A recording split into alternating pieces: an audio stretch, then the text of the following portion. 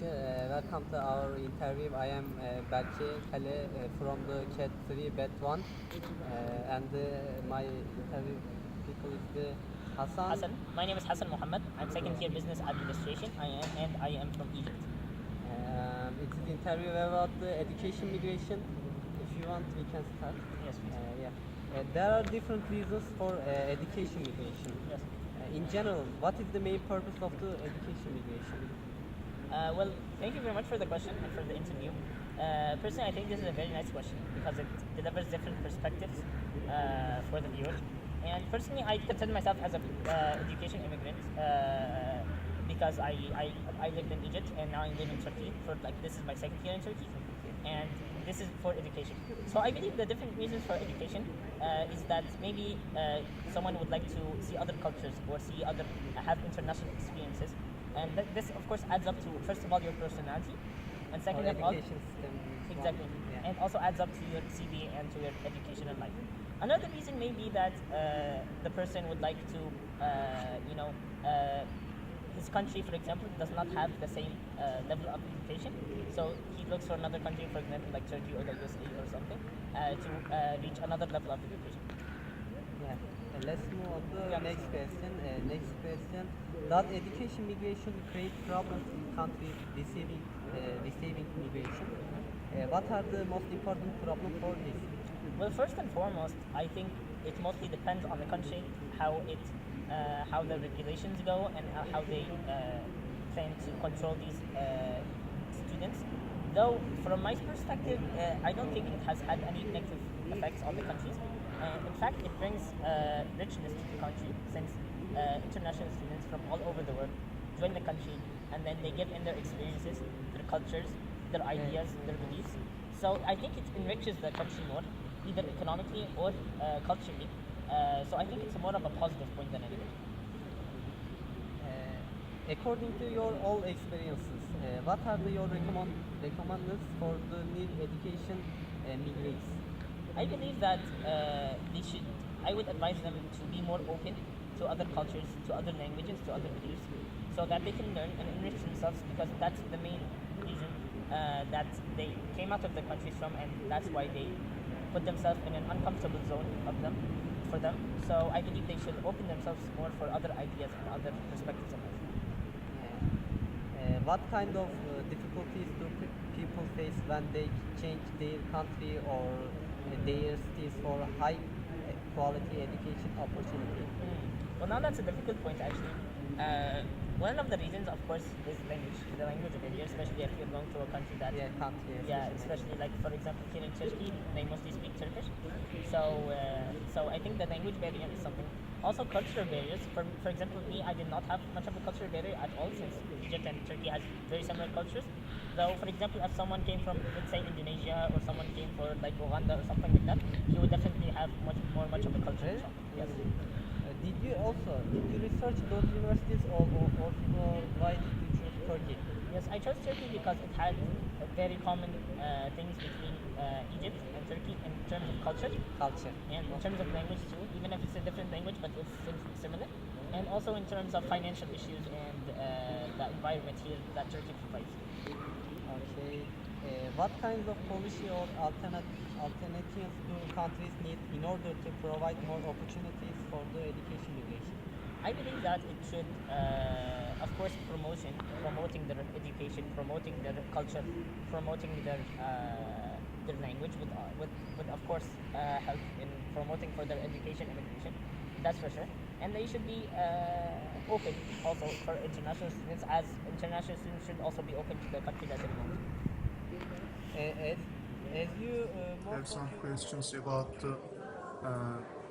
tourist migration. First of all, have you ever been a foreign country without Turkey as a tourist?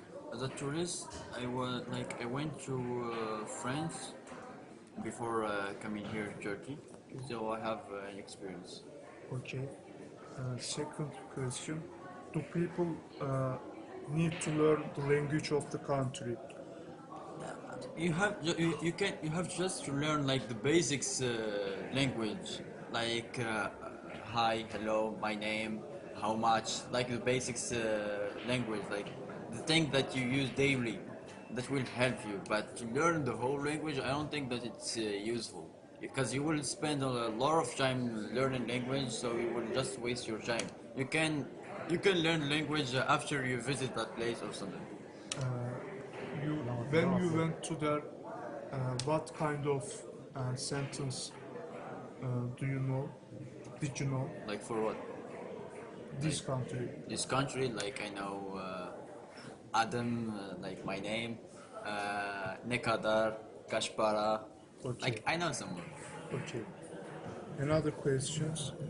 If a country or city wants to attract more tourists, what kind of opportunities must it include? Sorry, can you repeat it? If a country or city wants to attract more tourists, and what kind of opportunities must it include? How can it attract more tourists? Like how the country can bring more tourists. Yes. I think that they should work on the like on the city, like the design, the buildings. They should be like the buildings should be amazing. Like they inspire you, they fascinate you to come. Build some big malls, culture shop, something that is interested by people, something that people will come to visit. They will come to that country just to visit that center shop or that thing. Okay. Another questions. In general, how much money does a tourist need to travel at least three big countries? Three, Big countries. three big countries Yes. like Spain. like if you wanna travel to Spain. Yes. It depends on like your budget and how much time you wanna spend there. Like if you wanna go to France and spend 1 week, you can take with you like 3 millions or something like. But you will live like a wealthy life. Okay, it's not. Okay. How long do you prefer to stay in a foreign country to make your holiday perfect? How long do you prefer to stay in the foreign country? As I said, it depends. Okay, like if I like that country, I can stay more. Like I can stay 2 months, 1 month. Okay, if I didn't like it, I will just discover the places and the culture, and I will go back. Based on you, what's the definition of labor migration? I suppose moving to another country to find work or to improve one's economic prospects, not just to another country, but maybe within the same country as well. But generally, I understand it to mean moving to another country. Okay, thank you. The second question is about family.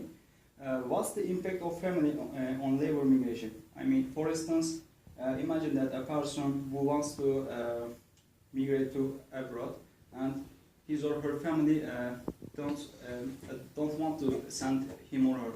So what do you think at this point? Yeah, that can be a bit tough. Obviously your family don't want you to go. Yeah. Even open-minded families, you're part of the family. They'll miss you. So that can be tough. But I mean, it's a small world nowadays. It's very easy to keep in touch with people. Yeah. If I think about a place like Turkey, it's not far from where I live in London, so I can go back quite frequently if I want to. So there are ways that you can work around it. Exactly, thank you. The third one. How was your first day and the following day when you first migrate to abroad? As a First migrant? day, following day. Yeah. Hmm. What was it? Good question. I suppose you go through this process of just trying to accept that this place is your new home. That's kind of the main thing. And I would say that actually comes after the first couple of days. First couple of days, you're just thinking about the practical things. Okay, where am I going to stay? What am I going to eat? Stuff like that. You don't really have a chance to think about your decision until maybe after a couple of weeks. Because when you first arrive, you're only thinking about practical things like mobile phone SIM card, bank account. Yeah, You know what I mean? Yeah, I know. Good, thank you. Money, getting money. Yeah, You know, where do I get cash from? That sort of stuff. That's the main point. So the last one is there a direct relationship between the development level of the country and the number the migration is being towards the country? You mean people coming into the country? Yeah. My own personal view is that migration is good for any country. Migration is human history. I mean, we've always done it. That's how humanity has developed through migration. I think the attitude people have nowadays that, only people from a certain country should be working or living there, I think that's absurd, because those people also came from other places as well. If you think about a place like Turkey, for instance, how many different races and empires have been through Turkey, out of Turkey. So for me, it's definitely a good thing. Obviously, governments have some responsibility to keep a balance, but overall, I think it's very positive. Okay, thank you. What do you think? What is the volunteering? So volunteering is working for benefits for others, but without expecting money. So it's the basic explanation for that. Very good. What did you do as a volunteer? No. Burayı kesersin. Devam. Sıkıntı yok. Devam edelim. Akıyor. Yeah, I went to the Netherlands and I work with kids. It's European Volunteering Service, EVS. So we work with kids in there, in kindergarten, in a summer school as a volunteer. Yeah, that's it. That's very good.